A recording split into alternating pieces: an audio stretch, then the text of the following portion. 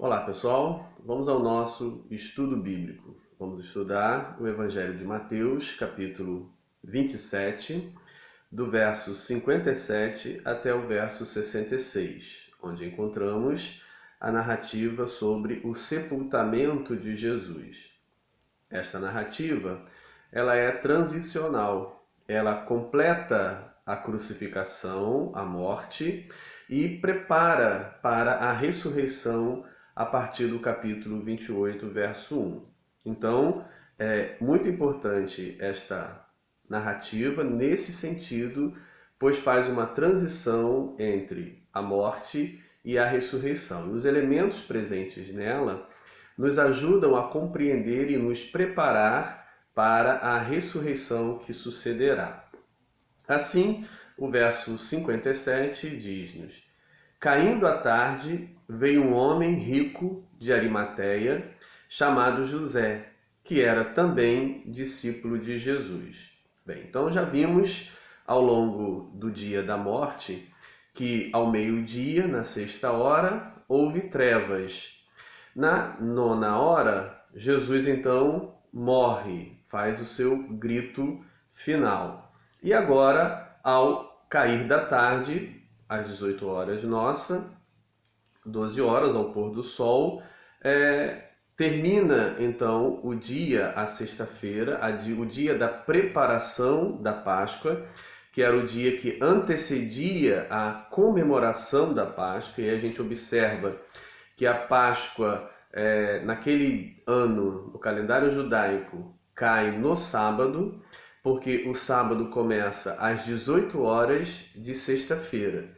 Então, se Jesus morre na preparação da Páscoa, então a Páscoa vai acontecer no dia seguinte, que começa às 18 horas de sexta-feira. A gente vai observar isso ao longo do texto.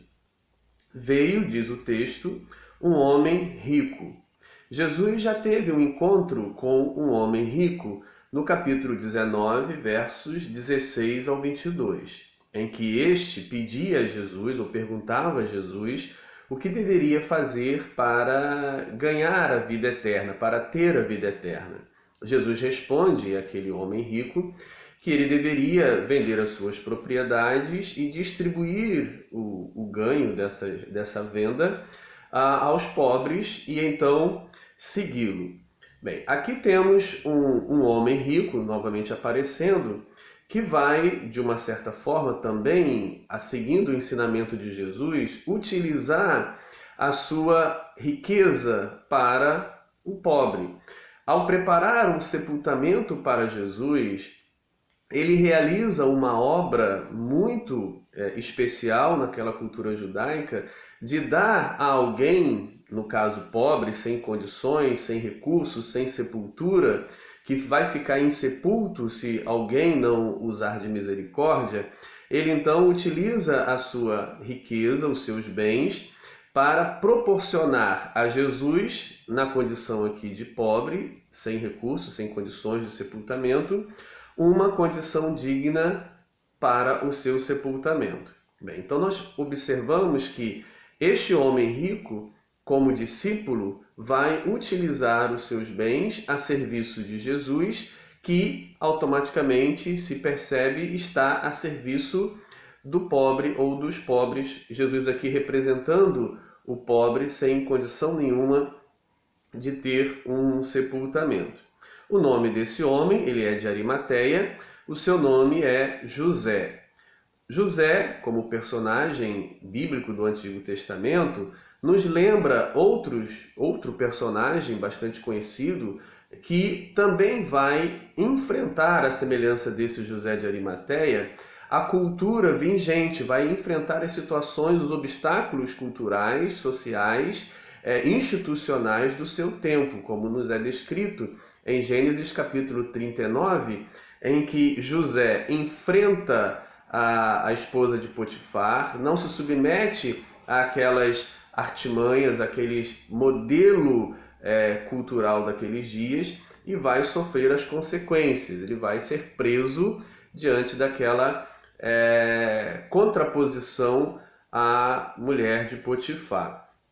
Também nós temos um outro personagem, José, presente no Evangelho de Mateus, no capítulo 1, o pai de Jesus, que também vai ter uma atitude corajosa. Assim como José do Egito teve uma atitude corajosa, não seguindo os encantamentos e conselhos da esposa de Potifar e enfrenta as consequências, assim também o nosso José, aqui do capítulo 1 de Mateus, também vai, por Jesus, enfrentar a sua sociedade, a sua cultura, que exigia que um noivo, ao descobrir que a noiva está grávida, não sendo ele o pai, deveria anunciar publicamente e submetê-la ao julgamento, na qual seria morta, seria executada. No entanto, o nosso José, do capítulo 1, capítulo 2 de Mateus, ele enfrenta esse sistema, ele enfrenta essa cultura para seguir os desígnios de Deus e proteger ou em nome ou para servir Jesus. Agora, o nosso José de Arimateia, também à semelhança do primeiro José, do capítulo 1 e 2, pai de Jesus, também vai submeter-se a situações semelhantes. Uma vez que ele vai se dirigir a Pilatos, como nos diz o verso 58, este foi ter com Pilatos e lhe pediu o corpo de Jesus. Então Pilatos mandou que lhe fosse entregue. A sua atitude é uma atitude corajosa, porque a condenação para associação ao criminoso era também a pena de morte, a execução de morte. Por isso, os 11 discípulos fugiram no jardim quando Jesus fora preso, porque poderiam ser associados com Jesus e receberem a mesma pena, serem crucificados. Então, José arrisca, ele enfrenta a sociedade, ele enfrenta a cultura, ele enfrenta o perigo de ser processado também como um associado de Jesus, que está sendo ou foi executado como um criminoso, como um rebelde, como alguém que se levantava contra Roma, como um suposto rei, substituto do imperador, para libertar as terras da Palestina, e associar-se com ele, pedir para sepultar o seu corpo, poderia ser entendido como uma associação ao criminoso e poderia redundar também na pena de morte. No entanto, ele enfrenta este perigo com coragem para proporcionar a Jesus um sepultamento. Do contrário, o corpo de Jesus, como os corpos dos crucificados, ficavam expostos na cruz até se decompor ou serem devorados por animais selvagens ou aves de rapina que viessem comer o cadáver. E assim somava-se à humilhação de já ser crucificado o fato de estar insepulto e ter o seu corpo comido pelos animais, o que era uma tragédia, uma vergonha tremenda naquela cultura antiga, tanto judaica quanto greco-romana. No entanto, ele enfrenta essa possibilidade e, como o texto diz, como discípulo de Jesus, vai pedir o corpo para sepultar. No mesmo Evangelho de Mateus, no capítulo 14, nós encontramos os discípulos de João Batista fazendo a mesma coisa.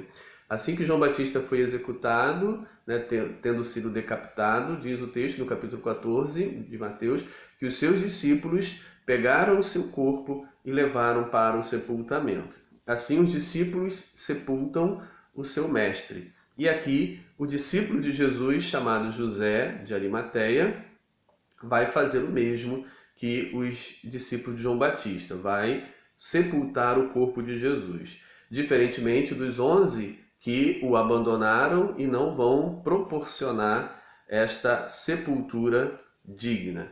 Bem, é muito provável que Pilatos não atenderia uma pessoa que não fosse rica. A condição de rico do José deu a ele essa possibilidade, essa abertura ao governador de solicitar o corpo de Jesus. Se ele fosse pobre, dificilmente teria acesso ao governador, e mesmo que tivesse, dificilmente seria atendido. Mas, diante de um homem rico, poderoso, o governador cedeu ao seu pedido sem incriminá-lo como associado ao criminoso.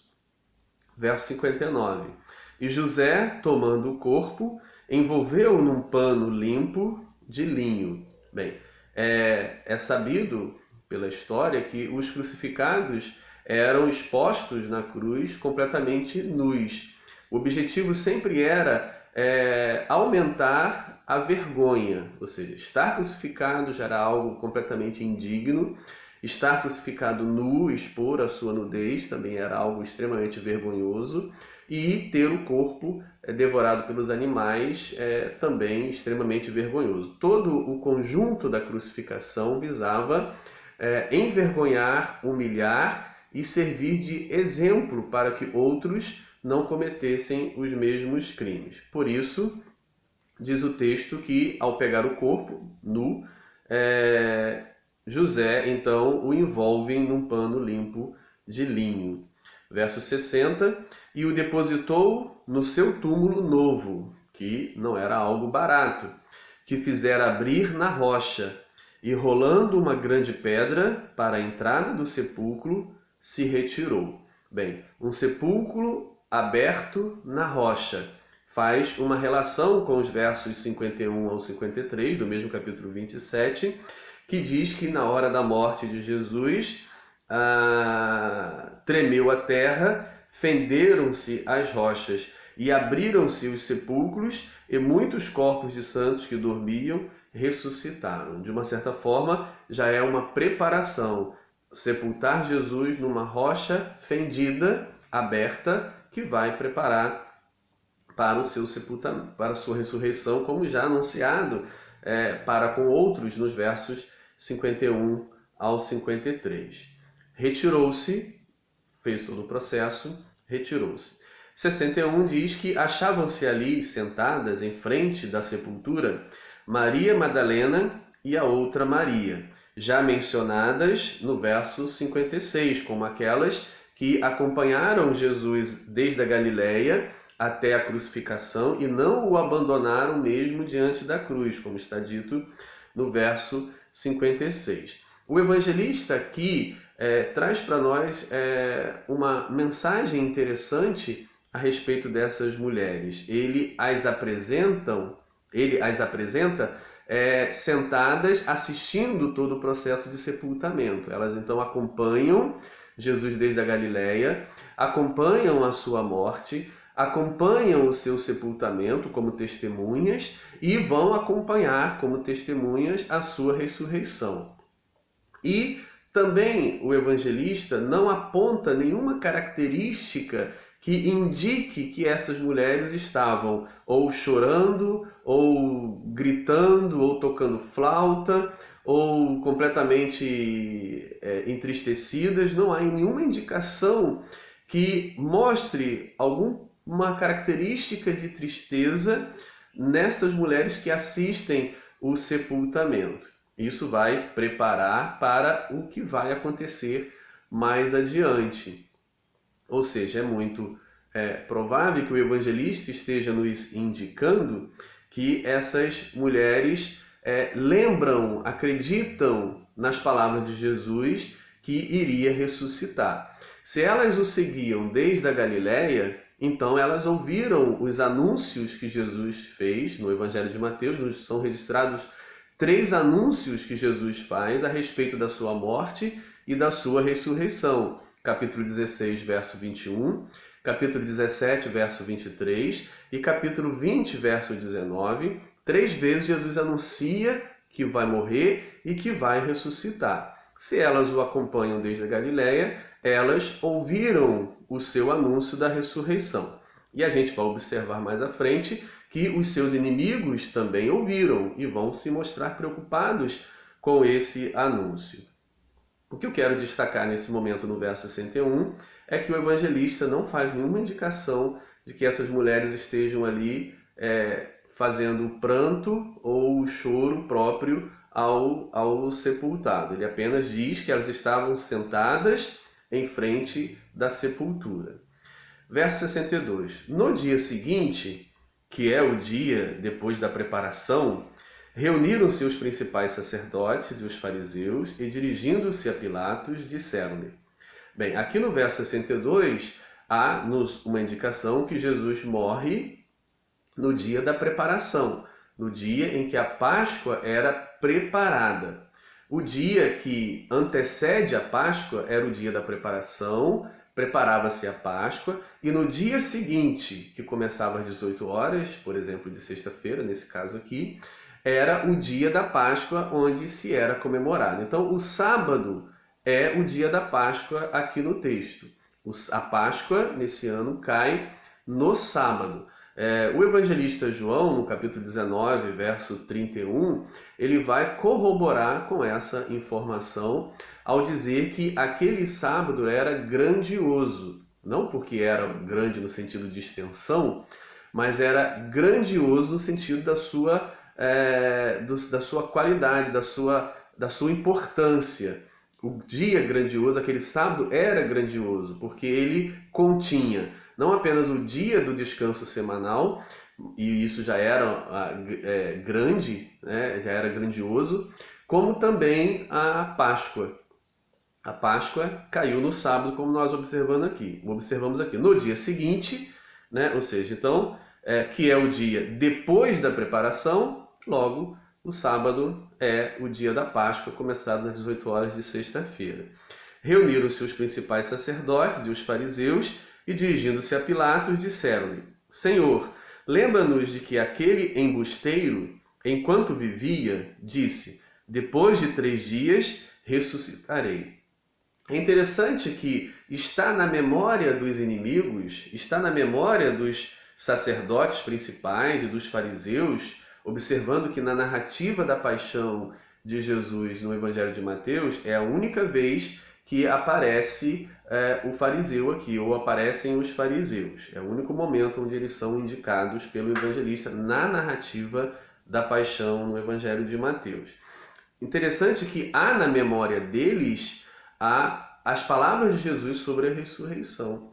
Então a gente pode refletir. Se os inimigos guardam na memória as palavras de Jesus de que iria ressuscitar, e os discípulos? Os discípulos não guardariam também na memória estas palavras de Jesus? Para mostrar isso, no Evangelho de Mateus, ele nos aponta que as mulheres, ao estarem sentadas diante da sepultura, provavelmente ele indica-nos que elas também guardavam as palavras de Jesus sobre ressurreição. Guardaram as palavras de Jesus sobre a sua morte, acabaram testificando a morte, testemunhando a morte. Guardaram a sua palavra sobre o sepultamento, acaba de testemunhar o sepultamento. Então, se o que ele disse sobre a morte aconteceu, a probabilidade do que ele tenha dito sobre a ressurreição também aconteça. Então, é muito provável que o evangelista nos aponte aqui que essas mulheres guardam na memória o anúncio da ressurreição. E estarem sentadas diante da sepultura pode revelar a espera do cumprimento das palavras de Jesus que anunciou ao longo da caminhada entre Galiléia e Judéia. Eu acredito que o evangelista está nos indicando isso com a forma como ele nos apresenta o texto. Além do mais, quando estudarmos o capítulo 28, a próxima narrativa, vamos observar que o evangelista Mateus não faz nenhuma indicação de que estas mulheres tivessem ido ao túmulo para fazer os preparativos do corpo do cadáver de Jesus. O verso 1 do capítulo 28, ele diz claramente que elas foram ver o sepulcro. Ele não indica que elas foram preparar o cadáver ou ver o corpo, mas sim ver o sepulcro. Então eu acredito que o evangelista, né, já faz essa indicação de que pelo menos as mulheres guardavam na memória o anúncio da ressurreição e creram que isso poderia acontecer. Tanto que elas vão ser as privilegiadas, as primeiras a testemunharem a ressurreição de Jesus, as primeiras a anunciarem que Jesus ressuscitou por causa da sua fé, provavelmente, nas palavras de Jesus que ouviram ao longo da caminhada entre a Galiléia e a Judéia. Então, os inimigos têm na memória esse anúncio e se dirigem a Pilatos e dá a Pilatos uma ordem, né? Verso 64. Ordena, pois, que o sepulcro seja guardado com segurança até o terceiro dia, para não suceder que, vindo os discípulos, o roubem e depois digam ao povo: ressuscitou dos mortos, e será o último embuste pior do que o primeiro. Bem, então, os inimigos têm na memória o anúncio da ressurreição e estão tentando precaver para que o anúncio dos discípulos não fique pior do que o anúncio de Jesus. Jesus disse, vou morrer e vou ressuscitar. E os discípulos depois vão dizer, ele ressuscitou. Então, o segundo anúncio, que é o dos discípulos sobre a ressurreição, se torna mais perigoso para os líderes do que o primeiro anúncio em que Jesus dizia sobre si mesmo que ressuscitaria. Então, para precaver esse segundo anúncio da ressurreição, eles ordenam, né, a Pilatos que coloquem as guardas lá e Pilatos dá a eles a guarda que eles querem para proteger, para que o corpo não seja roubado e então venha se dizer que ele ressuscitou. Verso 65. Disse-lhe Pilatos, aí tendes uma escolta, ide e guardai o sepulcro como bem vos parecer. Ou seja, eles têm agora toda a liberdade de pegar a escolta, os soldados, quantos soldados acharem necessários, e proteger o túmulo para que o corpo não seja roubado. Verso 66. Indo eles, montaram guarda ao sepulcro, selando a pedra e deixando ali a escolta. O José de Arimateia já havia colocado uma pedra sobre a entrada do túmulo. Agora, os soldados e os líderes judeus selam a pedra, ou seja, o selo do imperador, o selo do governo está ali, não pode ser remexida sob pena de crime contra o governo e condenação. Então eles fazem toda a preparação para a ressurreição. Por isso eu disse, essa narrativa do sepultamento, ela é ao mesmo tempo uma conclusão sobre a narrativa da morte, mas é uma preparação para a ressurreição que vai se seguir no capítulo 28, verso 1 em diante. Um abraço.